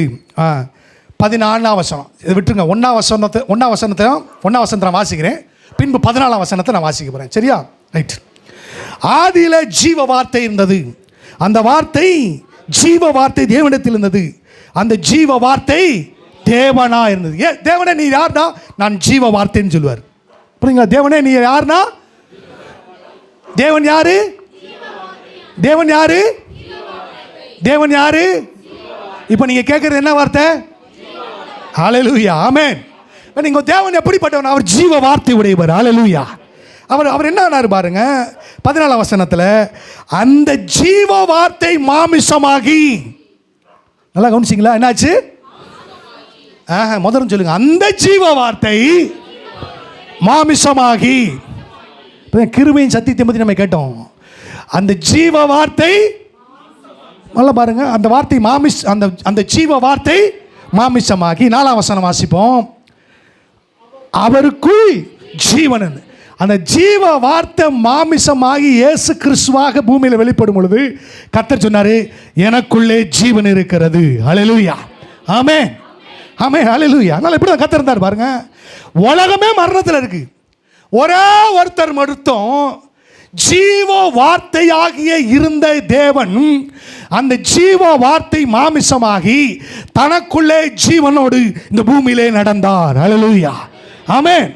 அதனால தான் மரித்தவங்க மேலே கையை வச்ச மரணம் உயிரோடு எழும்பிருச்சு. ஹல்லேலூயா, புரியுதா உங்களுக்கு? ஏன்னா அவருக்குள்ள ஜீவன் இருந்தது. கையை துண்டாயிருச்சு ஒருத்தருக்கு, அவரை கொண்டு வந்து வைக்கிறாங்க. லார்ட், இவன் கை தூணமாயிட்டான். கர்த்தர், உனக்குள்ள இருக்கிறது மனம், எனக்குள்ள இருக்கிறது ஜீவன். In the name of Jesus. அவ்வளோதான், ஜீவன் புறப்பட்டுருச்சு. ஆமென். ஏன்னா இந்த ஜீவனுக்குள் மரணம் இல்லை, இந்த ஜீவனுக்குள் பாவம் இல்லை, இந்த ஜீவனுக்குள் பிசாசு இல்லை, இந்த ஜீவனுக்குள் இரண்டாம் மரணம் இல்லை. ஹல்லேலூயா. தேவன் இந்த பூமியில் ஒரே ஒருத்தர் தான் ஜீவனோடு இருந்தார். நல்லா கவனிங்க, இயேசு பூமியில் வரும்போது அவர் ஒருவர் மாத்திரம் தான் ஜீவனோடு இருந்தார். ஜீவன் இருந்தது. அதனால் அவருக்கு மரிச்சதனை வச்சு பாருங்க, எல்லாம் உலகமே மரணத்தில் தான் கிடக்கு. மரத்தை பாருங்க, கொஞ்சம் கழிச்சு மறிச்சு போயிடும். மீனை பாருங்க, கொஞ்சம் கழிச்சு மறிச்சு போயிடும். மனிதனை பாருங்க, கொஞ்சம் கழிச்சு மறிச்சு போயிடுவான். மிருகங்களை பாருங்க, மறிச்சு போயிடுவான். ஆனால் இயேசு மாத்திரம் மரித்து உயிரோடு எழுந்தார். ஹல்லேலூயா. அவர் ஜீவாதிபதி என்று வேதம் சொல்லுகிறது. ஆமென். அப்ப அவர்கள் என்ன இருந்தது? இப்ப கேட்கணும், அந்த ஜீவன் எப்படிப்பட்டது? நல்லா கவனிங்க. நான் ஏற்கனவே சொன்னேன், வார்த்தை எப்படிப்பட்டது. இப்போ இந்த ஜீவன் எப்படிப்பட்டது? இந்த ஜீவன் எப்படிப்பட்டது நான் காமிக்கிறேன் பாருங்க. நான் சொல்கிறேன், நான் மறுபடியும் விளக்கமாக சொல்கிறேன். 1-2 தடவை உங்களுக்கு சொல்லும்போது உங்களுக்கு புரிந்து கொள்ளும்போதுக்கு ஏதுவாக நீங்கள் நடந்து போகும்போது நான் சொல்கிறேன், இந்த வசனம் உங்களோடு நடந்து வரும். ஆமென், ஹல்லேலூயா. நீங்கள் எங்கே போனாலும் இந்த வசனம் உங்களோடு பேசும். ஆதியிலே ஜீவ வார்த்தை இருந்தது, அந்த ஜீவ வார்த்தை தேவனிடத்தில் இருந்தது, அந்த ஜீவ வார்த்தை தேவனாய் இருந்தது, அந்த ஜீவ வார்த்தை மாமிசமாயிற்று, அந்த ஜீவ வார்த்தையாக இயேசு கிறிஸ்துவுக்குள் ஜீவன் இருந்தது. ஹல்லேலூயா. இந்த ஜீவன் எப்படிப்பட்டது? இந்த ஜீவனை பற்றி சொல்கிறார் பார்க்கலாம். 1 யோவான் முதல் அதிகாரத்துக்கு வருவோம். 1 யோவான் முதல் அதிகாரத்துக்கு வருவோம். 1 யோவான் முதல் அதிகாரத்துக்கு வருவோம். இப்போ நான் என்ன பேசுகிறேன்னா ஜீவ வார்த்தையை குறித்து பேசுகிறேன். ஹல்லேலூயா. 1 யோவான் 1, ஆதி முதல் இருந்ததும் நாங்கள் கண்டதுமாகிய ஜீவ வார்த்தையும் எங்கள் கண்களினால் கண்டதுமாகிய ஜீவ வார்த்தையும் நாங்கள் நோக்கி பார்த்ததுமான ஜீவ வார்த்தையும் அடுத்து சொல்றாரு, எங்கள் கைகளினால் தொட்டதுமாயிருக்கிற ஜீவ வார்த்தையை குறித்து உங்களுக்கு ஹல்லேலூயா ஆமென். எத்தனை பேர் ஜீவ வார்த்தையை தொட்டிருக்கீங்க? யோசிக்கிற பாஸ்ட் குண்டக்க மாட்டா சொல்லலாம், இதாங்க ஜீவ வார்த்தை. ஹல்லேலூயா ஆமென். நானா டெய்லி இந்த வேதத்தை தூக்கி படிக்கிறேன். ஆமென். அதான் சொன்னார், நீ தொடுறியா நீ செய்வதெல்லாம் வாய்க்கும். ஹல்லேலூயா. சரி, ரைட். பாருங்க, ஜீவ வார்த்தையை குறித்து உங்களுக்கு அடுத்த வசனம் எல்லாம் எழுதிட்டு வாசிக்கலாமா? இதான் ரொம்ப முக்கியமான ஒரு நேரம். 2ஆம் வசனம் ஸ்க்ரீனில் போடுங்க. எல்லாம் பைபிள் வச்சுக்கோங்க. பைபிள் வாசிக்க முடியலன்னா நீங்கள் ஸ்க்ரீனை பாருங்கள். எனக்கு ஸ்க்ரீனை வாசிக்க சொல்கிறதுக்கு எனக்கு மனது கிடையாது, சரிங்களா? ஆனால் எல்லாம் பண்ணுறாங்க, நம்மளும் பண்ணுறோம். சரி, ரைட்டு. எல்லாம் சேர்ந்து வாசிக்கலாமா? அந்த ஜீவன் பிதாவினிடத்திலிருந்தும் வாசிங்க எங்களுக்கு வெளிப்பட்டதுமா. நிறுத்துங்க, சத்தமாக வாசிக்கணும். இப்போ நித்தியமாய் இருக்கிற அந்த ஜீவனை நாங்கள் கண்டு, சத்தமாக சொல்லணும், நித்தியமாய் இருக்கிற அந்த ஜீவனை நாங்கள் கண்டு. அமருங்க. ஹல்லேலூயா ஆமென். அவருக்குள்ள ஜீவன் இருந்ததில் அந்த ஜீவன் எப்படிப்பட்டதா? அதுதான் நித்திய ஜீவன். ஹல்லேலூயா ஆமென். அதாங்க நித்திய ஜீவன். அவதான் நித்திய ஜீவன். அந்த அவருக்குள்ள என்னக்கா அந்த சொல்ல பாருங்க, அவருக்குள் அந்த ஜீவ வார்த்தை தான் மாமிசம் ஆயிடுச்சு. ஆதியிலே ஜீவ வார்த்தை இருந்தது, அந்த ஜீவ வார்த்தை தேவனிடத்தில் இருந்தது, அந்த ஜீவ வார்த்தை தேவனாக இருந்தது, அந்த ஜீவ வார்த்தை மாமிசம் ஆயிற்று இயேசு கிறிஸ்துவாக. அந்த ஜீவ வார்த்தையாக இயேசு கிறிஸ்துவுக்குள் ஜீவன் இருந்தது. அந்த ஜீவன் எப்படிப்பட்டது? நித்தியமாயிருக்கிற ஜீவன். நான் இப்போ ஒன்று கேட்குறேன், நித்தியமாயிருக்கிற ஜீவன்னா என்னது? இப்படி கேள்வி கேட்டு தான் பைபிள் வாசிக்கணும். கேள்வி கேட்கணும், அந்த கேள்வியை பதில வேதத்தில் தேடணும். சரியா? நீங்கள் வளரும்படி ஒரு கேள்வி கேட்கணும். என்ன கேள்வி கேட்கணும்? ஆவிக்குரிய கேள்வி கேட்கணும். வசனத்திலே கேள்வி கேட்கணும். அந்த வசனத்துக்குரிய பதில வசனத்திலே தேடணும். டிக்ஷனரியில் போய் தேடக்கூடாது. என்ன செய்யக்கூடாது? போய் நீங்கள் கூகுளில் போட்டு தட்டி பார்த்தீங்கன்னா அது உலகம். ஆவியான்ட்ட கேட்கணும். நான் இப்போ கேட்குறேன், இந்த நித்தியமாக இருக்கிற ஜீவன்னா என்னது? சரியா? நித்தியமாக இருக்கிற, நீங்கள் வேத வாசிக்க நான் சொல்லி தர்றேன் பாருங்கள். நித்தியமாக இருக்கிற ஜீவன்னா என்னது? நித்தியமாக இருக்கிற ஜீவனை, இந்த நித்திய ஜீவன்னா என்னன்னு நான் சொல்ல போகிறேன். சரிங்களா? அப்போ நித்திய ஜீவன்னா என்னன்னு நான் உங்களுக்கு சொல்ல நான் நினைச்சுக்கிறேன், வாஞ்சிக்கிறேன். நித்திய ஜீவன் என்றால் என்ன? நம்முடைய செய்தி தலைப்பு என்னது? நம்முடைய செய்தி தலைப்பு என்னது? சரி, உங்களுக்குள்ள என்ன ஜீவன் இருக்கு? நித்திய ஜீவன் இருக்கா? சரி, செய்தியாக இருக்கனால மறுபடியும் கேள்வி கேட்க முடியல. Right, okay. நித்திய ஜீவன் என்றால் என்ன நாங்கள் காமிக்க போகிறேன். சரிங்களா? நித்தியமாக இருக்கிற ஜீவன் வேணும் சொல்லுது. நித்தியமாக இருக்கிற அந்த நித்திய ஜீவன்னா என்ன அப்படின்னு தான் பார்க்க போகிறோம். நல்லா கவனிங்க. எபிரேயர் நிருபம் 7ஆம் அதிகாரம் 3ஆம் வசனம். எபிரேயர் 7:3 சேர்ந்து வாசிக்கலாமா? இவன் தகப்பனும் தாயும் வம்ச வரவில்லாதவன். படிக்கோங்க. இப்போ கொஞ்சம் சத்தமாக வாசிக்கலாம். இவன் நாட்களில் துவக்கமும் ஜீவனில் முடிவுடையனாயிராமல் தேவனுடைய குமாரனுக்கு ஒப்பானவன். அப்போ தேவனுடைய குமாரன் எப்படி இருக்காரு?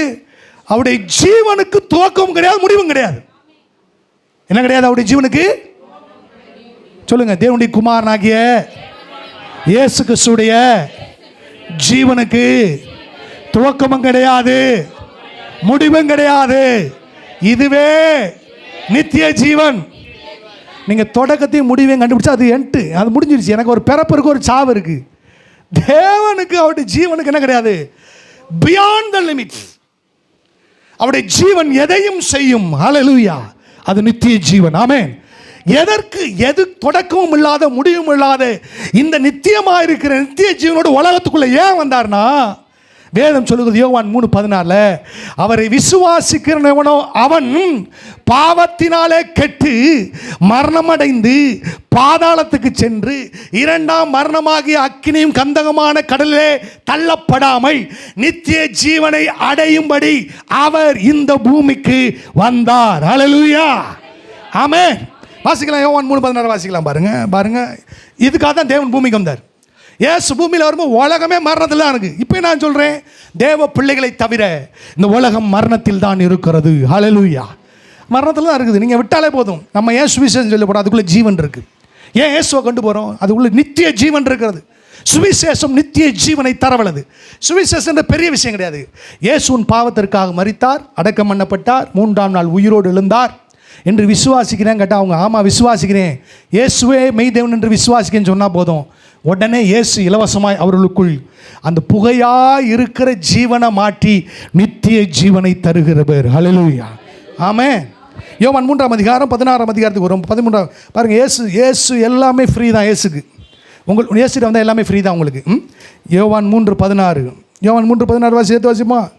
தேவன் தம்முடைய ஒரே பேரான குமாரனை விசுவாசிக்கும் எவனோ சத்தமாச்சு அவன் கெட்டு போகாமலா பாவத்தினால மரணம், மரணத்தினால சாபம், சாபத்தினால பாதாளம், பாதாளத்தால் அந்த ஐஸ்வர்யான் போனான் பாருங்க பாதாளம், அதுபோல் அங்கே போகாமல் நித்திய ஜீவனை அடையும்படி இயேசுவை உலகத்திற்கு தந்தருளி தேவன் உங்கள் மேல் இவ்வளவாய் அன்பு கூர்ந்தார். ஹல்லேலூயா.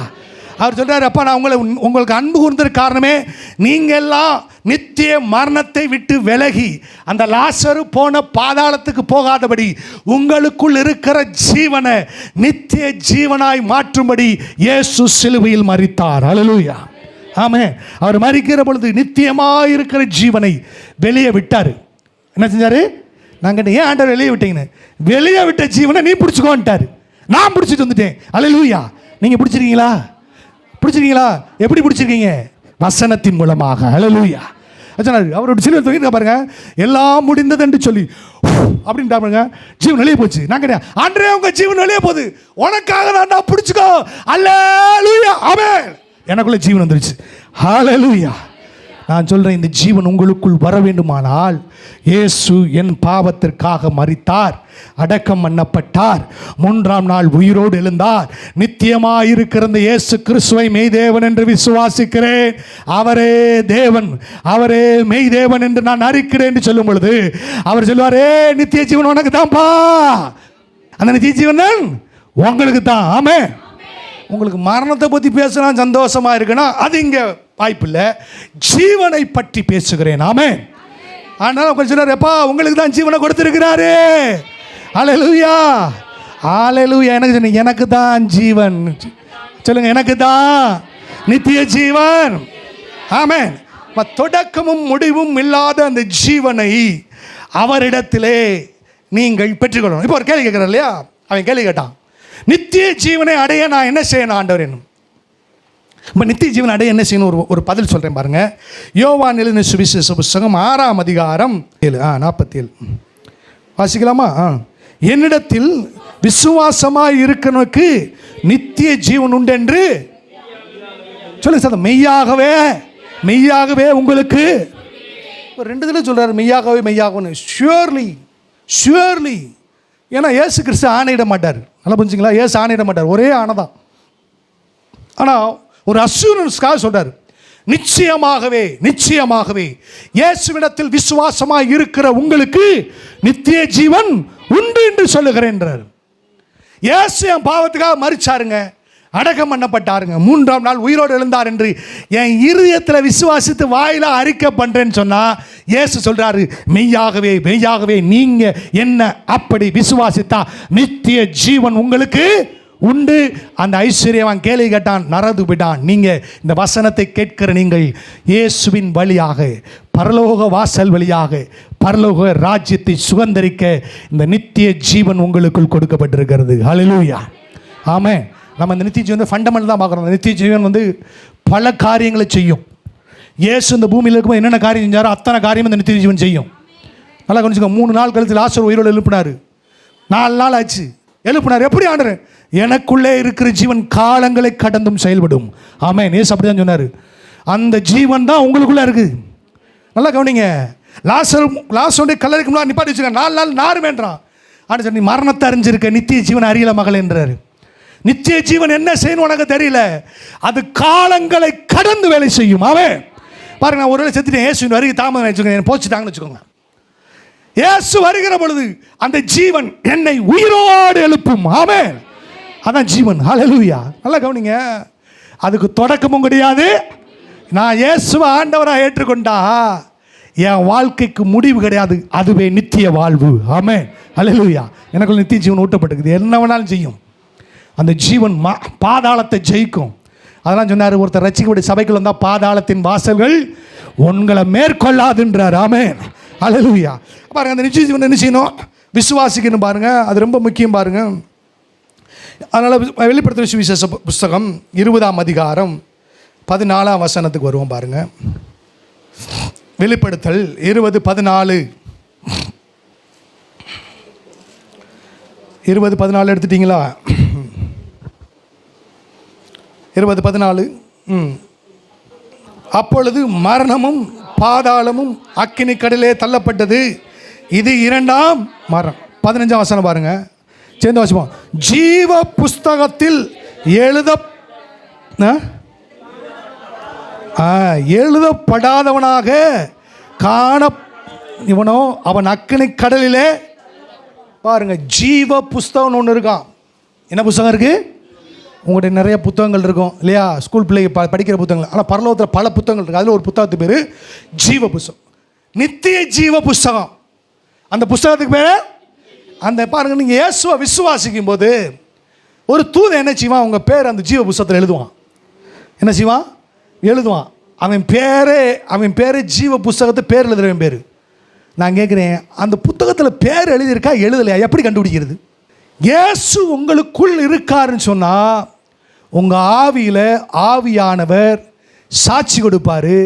உங்கள் ஆவியில் ஆவியானவர் சொல்வார் உங்களுக்குள் நித்திய ஜீவன் இருக்குன்னு. ஹல்லேலூயா. இந்த உங்களுக்குள்ள இருக்கிற ஆவியும் அந்த ஜீவ புஸ்தகம் ஒன்றோடு என்ன செய்யும்? இணையும். ரைட்டா?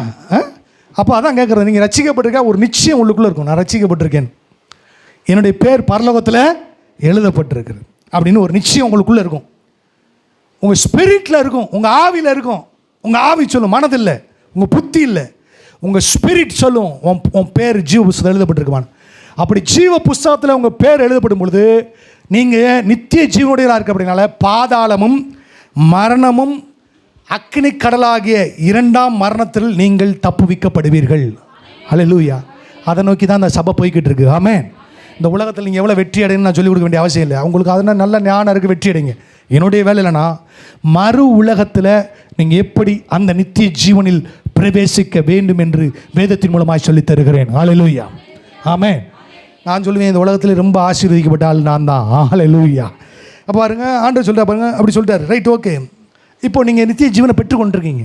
எத்தனை பேருக்கு இந்த காலை வேளையில் நித்திய ஜீவன் வேண்டும்? நித்திய ஜீவன் வேணுமா? எத்தனை பேருக்கு நித்திய ஜீவன் வேணும்? ரைட். நித்திய ஜீவன் வேணும்னா ஒரு பெரிய விஷயம். இயேசு என் பாவத்திற்காக மரித்தார், அடக்கம் பண்ணப்பட்டார், 3ஆம் நாள் உயிரோடு எழுந்தார் என்று நீங்கள் விசுவாசித்தீங்கன்னா நீங்கள் பரலோகத்திற்கு சொந்தக்காரர்கள். இயேசு உங்களை பரலோகம் சேர்ப்பார். ஆமென். சரி, அப்படி நீங்கள் நித்திய ஜீவன் அடைஞ்சிட்டீங்க, இப்படி விசுவாசிக்கிறீங்க. சரியா? விசுவாசித்த பிறகு இப்போ தான் பேட்டில் ஸ்டார்ட் ஆகுது. நித்திய ஜீவனை பெற்றுக்கொண்டாச்சு. நித்திய ஜீவனா தொடக்கமோ முடிவும் இல்லை. எத்தனை பேர் நித்திய ஜீவன் பெற்றுக்கொண்டிருக்கீங்க? ஆமென். நிறைய பேர் பெற்றுக்கொண்டிருக்கீங்க. எத்தனை பேர் பரலோகம் போவீங்க? ஆமென். Right, okay. இப்போ மத்தேயு 6ஆம் அதிகாரத்துக்கு வருவோம். நித்திய ஜீவனை பெற்றுக்கொண்டவங்களுக்கு கத்த சொல்கிறாரு பாருங்க. நித்திய ஜீவனை பெற்றுக்கொண்டவங்களுக்கு கத்த சொல். மத்தேயு எழுதின சுவிசேஷம் 6ஆம் அதிகாரம் 25ஆம் வசனம்.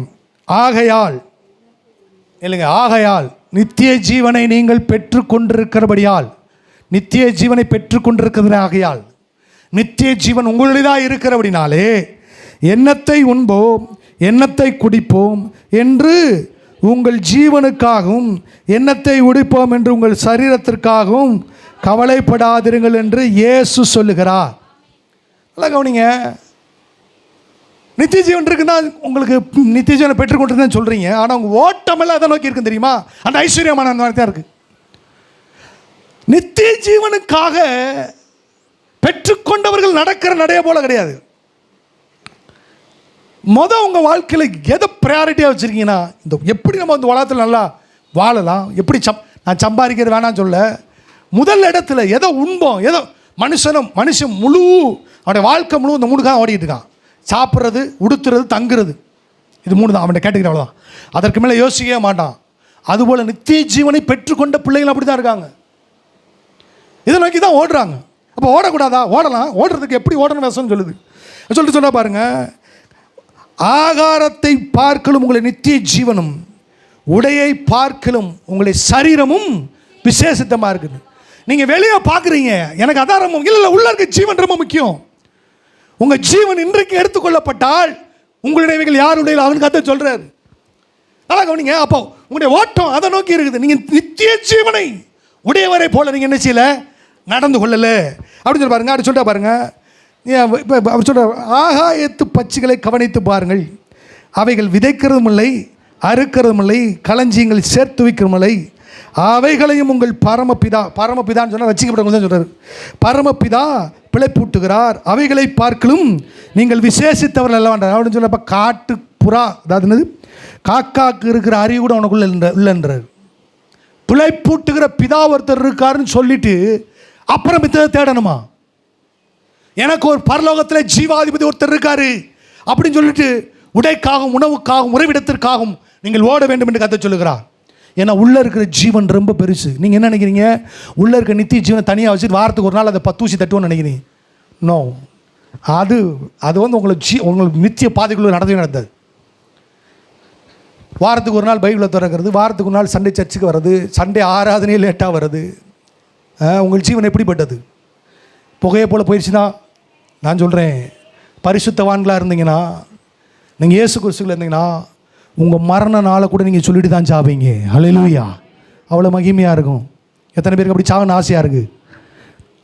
ஒரு சில கை தூக்குறாங்க, ஒரு சில பாஸ்டர் இல்லை அப்படி தான் இருக்கணும். கவனிங்க, நான் ஒரு சிலருக்கு சொல்லியிருக்கேன், 93 வயசுலாம் சாவார்னு. 93 வயசு செத்து போயிட்டார். 93 வயசு பிறகுது, அடுத்த நாள் ஒரு வாரத்தில் அவுட்டு. நல்ல தேவ மனிதன். அப்படி தான் உங்கள் வாழ்க்கை இருக்கணும் பாருங்கள். அப்படி சொல்ல பாருங்கள், கவலைப்படுகிறதுனால் உங்களில் எவன் தன் சரீர அளவோடு ஒரு மூலத்தை, கவலையே உங்களுக்கு இல்லையா? இந்த உலகத்தை குறித்த கவலை இல்லையா? கவலை இருக்கா இல்லையா? கவலை இருக்கா இல்லையாங்க? கவலை இருக்குது. கவலை இருக்குன்னா உங்களுடைய ப்ரையாரிட்டியை மாற்றணும். உங்களுக்குள்ளே இருக்க ஜீவன் உங்கள் தேவைகள் யாவையும் சந்திக்கும். ஹல்லேலூயா. கவலை எங்கே வருதோ அந்த கவலையை தொடர்ந்து பயம் வரும். பயத்தை தொடர்ந்து பிசாசு வருவான். நல்லா கவனிங்க. கவலை எங்கே வருதோ கவலையை தொடர்ந்து பயம் வரும். பயத்தை தொடர்ந்து இந்த கவலையும் பயமும் இரட்டை சகோதரர்கள் மாணிக்க. இது 2 வரும்பொழுது பாருங்கள். ஆனால் விசுவாசம் என்ன செய்யும்? கவலைக்கும் பயத்துக்கு விரோதமாக இருக்கும். கவலையும் பயம் வந்துச்சுன்னா தொடர்ந்து பிசாசு வருவான். அதனால் கற்று சொல்கிறாரு, கவலை என்ன செய்ய பாருங்கள், கவலை உங்கள் நடைக்காக நீங்கள் கவலைப்படுகிறதானே, காட்டு புஷ்பங்கள் எப்படி வளர்கிறது என்று கவனித்து பாருங்கள், அவைகள் உழைக்கிறதும் இல்லை நூற்கிறதும் இல்லை, என்றாலும் சாலமோன் முதலாய் தன் சர்வ மகிமைகள் ஒன்றை போல் உடுத்திருக்கவில்லை என்று உங்களுக்கு சொல்லுகிறேன். அற்ப விசுவாசிகளே, இன்றிலிருந்து நாளைக்கு அடுப்பில் போடப்படுகிற காட்டு புல்லுக்கு தேவன் விதமாய் உடுத்தால் உங்களுக்கு உடுத்திப்பது அப்படி சொல்ல. ஆகையால் எண்ணத்தை உண்போம், எண்ணத்தை குடிப்போம், எண்ணத்தை உடுப்போம் என்று கவலைப்படார்கள். இவைகளெல்லாம் இயேசுவை தெரியாதவர்கள் தேடுகிறார்கள். இவைகளெல்லாம் உங்களுக்கு வேண்டியவை என்று உங்கள் பரமபிதா அறிந்த இடத்த சொல்லுவோம். முதலாவது தேவனுடைய ராஜ்யத்தையும் அவருடைய நீதியும் தேடுங்கள், அப்பொழுது இவைகளெல்லாம் உங்களுக்கு. இந்த 33 வசனம் மட்டும் நல்ல மனப்பாடமாக தெரியும், எனக்கு கூட கொடுக்க முடியும் இல்லை. முதலாவது நித்திய ஜீவனுக்குரியவைகளை தேடுங்கள். நித்திய ஜீவனை பெற்றுக்கொண்டா போதாது, நித்திய ஜீவனை பாதுகாக்கணும். ரொம்ப முக்கியமான ஒரு விஷயமா. நித்திய ஜீவனை பெற்று எல்லாம் நித்திய ஜீவனை பெற்றுக்கொண்டாங்க தேவ பிள்ளைகள்லாம். இந்த நித்திய ஜீவனை மெயின்டைன் பண்ணணும். உங்களுக்குள்ள இருக்க ஜீவன் ஜீவ நதியாய் புறப்பட்டு வர தேவன் விரும்புகிறார். அதான் வேத வசனம் சொல்லுவாங்க, நீ விசுவாசிக்க உடைய உள்ளத்திலிருந்து ஜீவ தண்ணீர் உள்ள நதிகள் புறப்பட்டு ஓடும். ஏன் ஓட மாட்டேங்குதுன்னா, இந்த மண்டைக்குள்ள கவலை, உலகத்தை பற்றின காரியங்கள், உலக தேவைகள், உலகத்தினுடைய காரியங்கள்லாம் மண்டைக்குள்ள இருக்கனால இந்த ஜீவ நதிக்கு ஒரு அணையை கட்டி வச்சிருக்கீங்க பாருங்க. இந்த ஜீவன் உள்ள இருந்து என்ன செய்யுது? புறப்பட மாட்டேங்குது வெளியே. ஏன்னா அந்த மண்டை இருக்கு பாருங்க, இந்த ஆவி இப்படி இருக்கு, ஆத்மா உலகத்தை நோக்கி இருக்கு. இந்த ஆத்மா உங்கள் ஆவியை நோக்கி திருப்பப்பட வேண்டும். அப்போதான் என்ன செய்யும்? ஜீவன் உள்ளே இருந்து என்ன செய்யும்? வெளியே வருகிறதாக இருக்குது. பாருங்க, அப்போ சொல்ல பாருங்க, முதலாவது தேவனுடைய ராஜ்யத்தையும் அவருடைய நீதியும் தேடுங்கள்.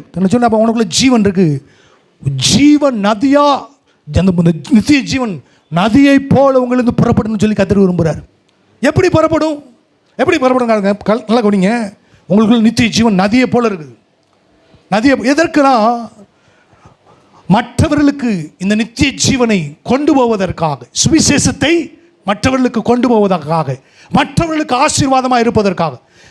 அந்த ஜீவனை உங்களுக்குள்ளே வச்சுக்கூடாது, அது நதியாக புறப்பட்டு பாயணும், மற்றவர்களுக்கு அது ஆசீர்வாதமாக இருக்கணும். பாருங்கள், எல்லாமே பாருங்கள் செல்ஃபிஷ் தான். நல்லா கவனிங்க, தேவ ராஜ்யம் வந்து சுயநலம் உள்ளது கிடையாது. தன்னைத்தான் வெறுத்து தன் சிலுவை எடுத்துக்கொண்டு இயேசுவுக்கு பின்பற்றாதவன் அவருக்கு இல்லை. அப்படி என்ன அர்த்தம் கேளுங்க. ஒரு இடத்துல சொல்ல உன்னை போல் பிறன் நேசின்றாரு, ஒரு இடத்துல சொல்ல சிலுவை எடுத்து பின்பற்றி வாழ்ந்தார். தேவ சித்தம்னு வரும்போது, தேவ வார்த்தைன்னு வரும்பொழுது, தேவ வார்த்தை தான் உங்களுடைய விருப்பமாக இருக்கணுமே தவிர உங்கள் விருப்பம் நீங்கள் முன்னாடி இருந்துச்சு, நான் சொல்கிறேன், நீங்கள் பரலோக ராஜ்யத்தை சுதந்திரிக்க மாட்டீர்கள். உங்களை அறியன்றுவர், எனக்கு தெரியாதுன்றவர். நடக்குமா? நிச்சயம் நடக்கும்.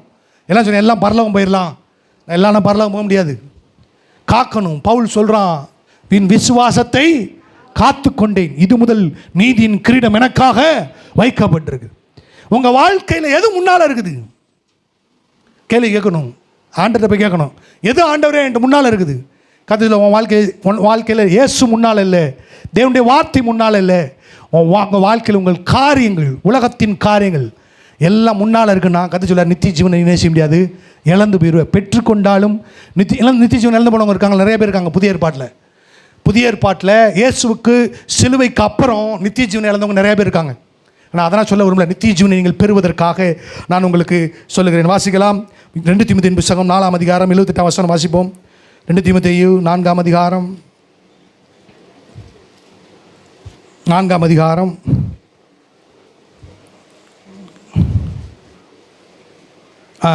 8ஆம் வசனம் வாசிப்போமா? 8, 9, 10 3 சேர்ந்து வாசிக்க போகிறோம். சரியா? இது முதல் நீதியின் கிரீடம். 7ஆம் வசனத்தை வாசிப்போம். நல்ல போராட்டத்தை போராடினேன், ஓட்டத்தை முடித்தேன், விசுவாசத்தை காத்து. இது உங்கள் வாழ்க்கையில் எழுதப்படணும். சரியா? தொடக்கம் எப்படி வேணாலும் இருக்கட்டும், முடிவு நித்திய ஜீவனில் இருக்கணும். ஹல்லேலூயா. அங்கே தான் முடிக்கணும், தேவனுக்குள்ளே தான் முடிக்கணும். அவர் சொல்கிறார், இப்போ பவுல் சொல்கிறாரு, நான் நல்ல போராட்டத்தை நித்திய ஜீவனை பெற்று கொண்டு. பாருங்கள், உலகம் போராடுது, நான் சொல்ல நான் தேவனுக்குள்ளே தான் இருப்பேன், நான் ஜீவனை காத்துக்கருவேன். நல்ல போராட்டத்தை போராடினேன், ஓட்டத்தை விசுவாசத்தை. நான் சொன்னேன், இயேசுவை விசுவாசித்தாதான் நித்திய ஜீவன். முடிவு பரியந்தம். சரிங்களா? முடிவு பரியந்தம், சாகிற பரியந்தம் இயேசுவை மாத்திரம் என் முன்பாக வைப்பேன், இயேசுவுக்காக வாழ்வேன், இயேசுடைய ஜீவ வார்த்தையில் முன்பாக வைப்பேன். அந்த வார்த்தை என்ன சொல்லுதோ, என்னுடைய சரீரம் அதை விரும்பினாலும் விரும்பாவிட்டாலும் இயேசுவின் வார்த்தையை என் வாழ்வின் பங்காக மாற்றுவேன். அந்த வார்த்தையை போல என்னை மாற்றிக்கிட்டே இருப்பேன்னு சொல்கிற ஆள் இந்த வார்த்தையை சொல்லலாம். நல்ல போராட்டத்தை ஓட்டத்தை முடித்தேன், விசுவாசத்தை அவன் சொல்ல காத்து கொண்டேன், நான் சாக போகிறது. இது முதல் நீதியின் கிரீடம் எனக்காக வைக்கப்பட்டிருக்கு. அடுத்த சொன்ன, நீதி உள்ள நியாயாதிபதியாக கர்த்தர் அந்நாளிலே அதை எனக்கு தந்தருளுவார். எனக்கு மாத்திரமல்ல, அவர் பிரசன்னமாதலை விரும்புகிற யாவருக்கும் அதை சொல்லிட்டாரா? இந்த வசனத்தோடு முடிச்சுட்டாங்க. நல்ல போராட்டத்தை போராட்டினேன், ஓட்டத்தை முடித்தேன், கொய்யோன்னு கத்தி நிப்பாட்டிட்டாங்க. தப்பு. கீழே கடந்து போவோம் பாருங்க. 10ஆம் வசனம் எல்லாம் சேர்ந்த. ஏனென்றால் தேமா இப்பிரபஞ்சத்தின் மேல் ஆசை வைத்து உணவு, உடை, உறவிடம் இதெல்லாம் வாங்குறதுக்கு என்ன வேணும்? ஆமாம், இந்த தேமா யாரு? பவுலோடு ஊழியம் செய்த ஒரு ஊழியக்காரன், விசுவாசத்தை பெற்றுக்கொண்டவன், அற்புத அடையாளங்களை செய்தவன், பெரிய தேவ மனுஷன். பவுல் கூட தான் பிரபஞ்சத்தின் மேல் ஆசை வைத்து பவுலை விட்டு பிரிந்து தெசலோனிக்கா பட்டணத்துக்கு போய்விட்டான். ஜீவனை இழந்துட்டான்னு சொல்கிறேன். இவன் எங்கள் பரலத்தில் இருக்க மாட்டான். மனம் திரும்பினா என்னன்னு தெரியல, ஆனால் பைபிள் அப்படி சொல்லுதான பாருங்க. ஆனால் பரலத்தில் இருக்க வாய்ப்பு இல்லை. நல்லா கவனிங்க, நித்திய ஜீவனை பெற்றுக்கொண்டோன்னே உங்களுக்கு போராட்டம் ஸ்டார்ட் ஆயிரும். Battle start. யோவான் 6ஆம் அதிகாரத்துக்குனா போகாதீங்க. ஆமாம், ஆவிக்குரிய போராட்டம். ஆவிக்குரிய போராட்டம் கிடையாது இங்கே. நான் கேட்டேன், ஆண்டவரே ஆவிக்குரிய போராட்டம். ஆவிக்குரிய போராட்டம் இவங்க எங்கப்பா போகிறாங்க? இவங்க அப்பத்துக்கும் ஒரு கூட்ட ஜனம் யோவான் 16ஆம் அதிகாரத்தில் வந்துச்சு. ஆண்டவரே நீர் எனக்கு அப்பம் தருவீரான். ஆண்டவர் சொன்னே அப்பத்துக்காக என்ன தேடாதப்பா, நித்திய ஜீவன் வரைக்கும் நிலை நிற்கிற போஜனத்திற்காக கிரியை நடப்பின்னு கத்த சொன்னார். இந்த மக்கள் பாருங்க, ஏசு ஏசு ஏசு ஏன் அற்புதம் செய்வார், கண்டிப்பாக செய்வார். ஆனால் அவற்றிற்கு பெஸ்ட் என்னன்னு கேட்டீங்க, ஆண்டவர் அற்புதம் பெருசா நித்திய ஜீவன் கிடையாது. நித்திய ஜீவன் பா, நித்திய ஜீவன் தான் பெருசு. நித்திய ஜீவன் வந்துச்சா உன் வாழ்க்கையில் அற்புதம் நடக்கும். நித்திய ஜீவன் வந்துச்சுன்னா நித்திய ஜீவன் ஆசீர்வாதத்தை கொண்டு வரும். நித்திய ஜீவன் வந்துச்சா நீடித்த ஆட்களை கொண்டு வரும். நித்திய ஜீவன் வந்து தான் உங்கள் வாழ்க்கைக்குள்ள பரிசுத்தத்தை கொண்டு வரும். நித்திய ஜீவன் வந்தால் எல்லா சகல நன்மைகளையும் அந்த நித்திய ஜீவன் உள்ளடக்கி இருக்கிறது. உள்ளே இருக்கிற நித்திய ஜீவனை நீங்கள் நல்ல போராட்டத்தில் காத்து கொள்ள வேண்டும். நல்லா கவனிங்க, தேவனுடைய வழியிலிருந்து விலகுனீங்கன்னு சொன்னால் நான் சொல்ல நீங்கள் பரல வந்து சேர மாட்டீங்க. நீங்கள் சொல்லிங்கன்னா கரெக்டாக போயிட்டுருக்கேன், வசனத்தின்படி பார்க்கணும். கரெக்டாக தான் போயிட்டுருக்கீங்களா? நித்திய ஜீவன் அடைய போகிறீங்களா? நித்திய ஜீவன் இருக்கிறதா உங்களுக்குள்ளே? அப்போ ஆண்டவர் சொல்கிறா பாருங்க, அப்பா நீ வந்து வழி விலகக்கூடாது, உனக்குள்ளேருந்து ஜீவ தண்ணீர் உள்ள நதிகள் என்ன செய்யணும், புறப்பட்டு போகணும், வெளியே புறப்பட்டு போகணும் பாருங்க. அப்போ ஆண்டவர் சொல்றாரு, உங்களை அழைத்ததற்கு காரணமே நித்திய ஜீவனை. இப்போ நம்ம ஒரு வாக்குத்தத்தத்தை வாசிக்கலாம். உங்களுக்கு இந்த வருஷம் என்ன வாக்குத்தத்தம் கிடச்சிருக்கு? நான் சொல்லுவாங்க, என்னை ஆசீர்வதிக்க ஆசீர்வதித்து பெருகவே பெருகவே. அப்புறம் என்ன வாக்குத்தத்தம்? என் பிள்ளைகளின் சமாதானம் பெருது, எனக்கு முன்பாக ஒரு பந்தியா. இப்படி ஒரே ஆசீர்வாதமான வாக்குத்தத்தங்கள். கர்த்தருக்கு ஸ்தோத்திரம், அவர் ஆசீர்வதிக்கலாம். நான் ஒரு வாக்குத்தத்தத்தை சொல்கிறேன் பாருங்க. 1 யோவான் 2ஆம் அதிகாரம் 25ஆம் வசனம். இந்த வாக்குத்தத்தத்தை சுகந்தரிங்க, நீங்கள் ஆசீர்வதிக்கப்பட்டது. எல்லாம் சேர்ந்து வாசிக்கலாமா? 1 யோவான் 2:25 எல்லாம் சேர்ந்து வாசிப்போமா? நித்திய ஜீவனை அளிப்பேன் என்பதே அவர் நமக்கு செய்த பெரிய வாக்குத்தத்தம். நித்திய ஜீவனை அளிப்பேன். இந்த வாக்குத்தத்தம் சுதந்திரத்துக்கோங்க. இதான் முதல் உங்கள் வாழ்க்கையில் செய்ய வேண்டிய வாக்கு தத்தம். அப்போ நித்திய ஜீவன் என்ன கிடைக்குன்னா, தொடக்கமும் கிடையாது, ஜீவனுக்கு நீங்கள் பங்காளி ஆகணும். பரலோக வாழ்வை வசனத்தின்படி வாழ்ந்து சுதந்திரிக்கணும். இந்த நித்திய ஜீவன் உங்களுக்குள்ளே இருக்குன்னா, நான் சொல்கிறேன், உங்களுக்குள்ளே இருக்க வாழ்க்கையில் இருக்க சகல மரணத்துக்கு ஏதுவான கிரியைகள் மேலும் ஒரு ஜெயம் உண்டாகும். ஹல்லேலூயா. உங்கள் குடும்பத்துக்குள்ளே இந்த ஜீவன் பாயும், உங்களுடைய தொழிலில் இந்த ஜீவன் பாயும், நீங்கள் போகிற இடங்கள்லாம் ஜீவன் நதி புறப்படும். அது பெரிய ஆசீர்வாதத்தை உங்களுக்குள் கொண்டு வரும். ஹல்லேலூயா.